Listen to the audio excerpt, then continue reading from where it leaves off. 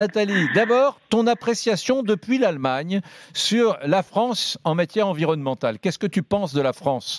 Je dis qu'elle est une grande donneuse de leçons, mais qu'elle ne s'applique pas à elle-même ce qu'elle demande aux autres. Tu es d'accord avec ça ou pas? Pas tout à fait. Je dirais qu'on ne peut pas toujours se flageller. La France a un taux d'émission de CO2 qui est quand même inférieur à celui de l'Allemagne. Ah oui, l'Allemagne, c'est le premier d'Europe. Ah oui, ça, c'est la première émission. Oui, tout à fait. 20% des émissions de CO2 de l'Europe, 20% viennent d'Allemagne. C'est vrai qu'il faut le dire et le répéter.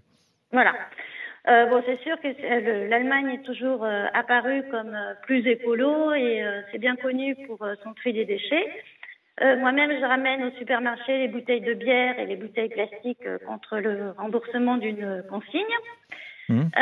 Francfort, c'est une petite grande ville de 760 000 habitants.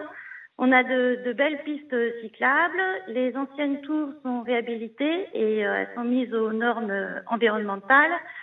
Ils ont voulu interdire les vieilles voitures diesel au centre-ville, mais après procès, ils ne sont pas parvenus. Enfin, ça viendra peut-être. Ceci dit, dans ma vie de tous les jours, je trouve pas de produits alimentaires à acheter en vrac. Mes poubelles papier et plastique sont quasi pleines.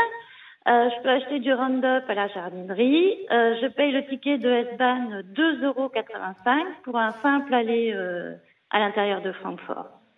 Et ce que je pense, c'est comme partout en Europe, il y a une conscience écologique de la population. Mais par contre,